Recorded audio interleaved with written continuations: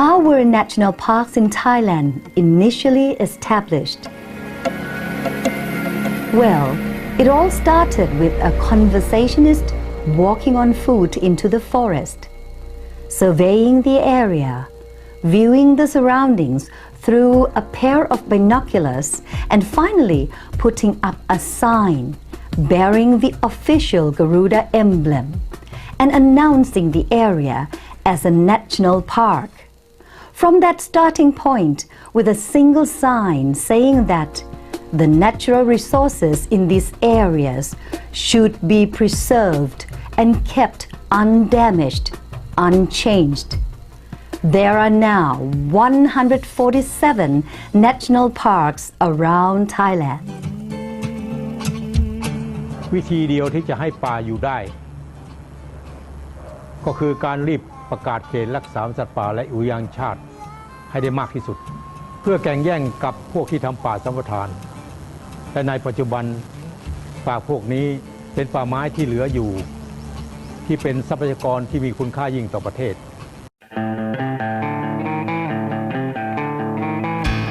The inspiration for Thailand's first national park was Yellowstone in the United States, which was the first national park in the world.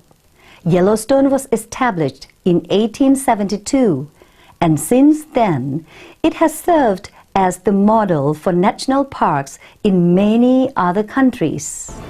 What do you think would have happened if there hadn't been this kind of model upon which to base the establishment of a national park? Before national parks were set up in Thailand, a small group of environmental conservationists pressured the government to pay more attention to preserving the country's natural resources. Then, Prime Minister Field Marshal Sarit Thanarat was interested in the endeavor and ordered the establishment of a national park committee whose job was to select and set up 14 forest areas as national parks. Initially, officials surveyed the areas proposed as national parks and passed the National Parks Act of 1961 into law with the objective of protecting and preserving these existing natural resources. A year later, in 1962, Khao Yai was designated the Khao Yai National Park, making it the first national park in Thailand. By 1977, a total of 14 national parks had been established. With the need to survey forest areas throughout the country in order to identify further potential national parks, the Ministry of Agriculture and Cooperatives found it necessary to create a national park division under the Royal Forest Department. The division had to compete with locals trying to find more land to earn a living from, and the granting of concessions on forest land for logging. At the time, the work of the National Park Division was focused only on preserving pristine forest and natural resources. Later on, international conservation knowledge was brought into Thailand to help manage its national parks. From just inspecting forest areas, national park chiefs had to learn international conservation methodology. This led to the creation of an initial plan on managing national parks and the first nationwide seminar of national park chiefs in 1984. Around this time, a further 36 national parks were named. This period of developing national parks in Thailand coincided with a time during which the country was recovering economically through tourism growth. Tourism became the main driving force of the economy, and 1987 was declared Visit Thailand Year. This prompted effort to develop environmental tourist attractions to generate revenue for the country.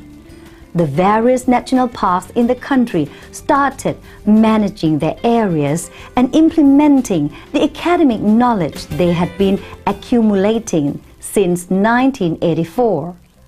This led to the development of tourist service centers, basic infrastructure, waste collection, toilets, and accessible and convenient transportation routes to the parks.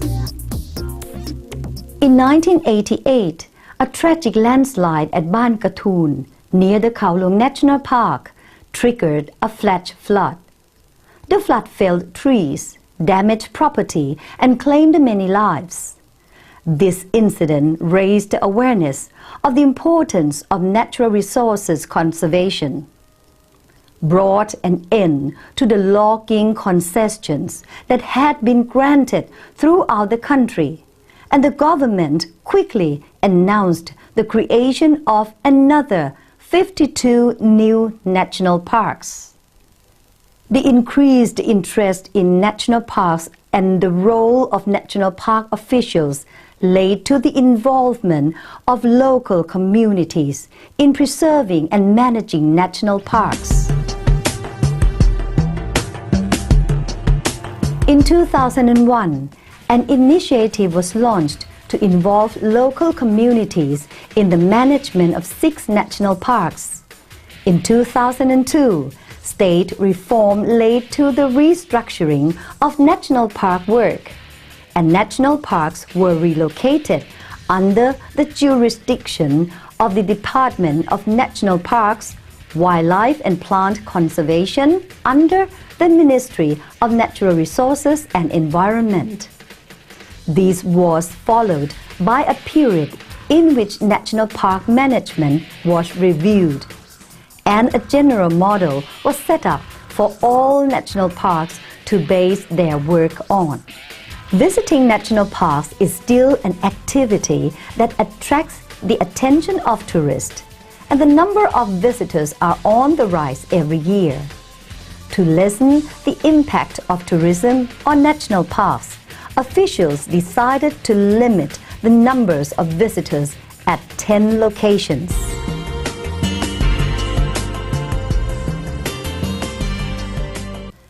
The management of national parks has also shifted from each one working independently to neighboring parks joining together to set up what is called a complex. Officials started drafting plans to manage parks based on region, and there have been efforts to register regional national parks as a World Natural Heritage Sites.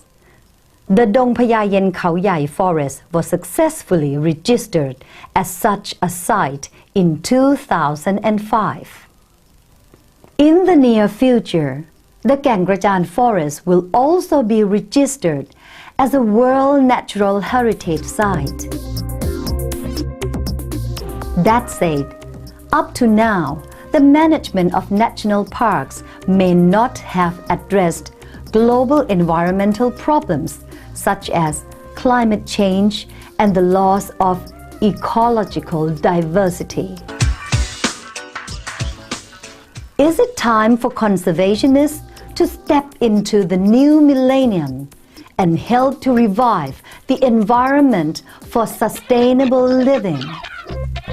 In the 21st century, the ASEAN community will be playing a larger role in this area. Thailand's national parks will not be alone in the efforts to preserve forests and natural resources. Are you ready to adopt international practices and become a model and a hub for national park management in the ASEAN and Asian regions?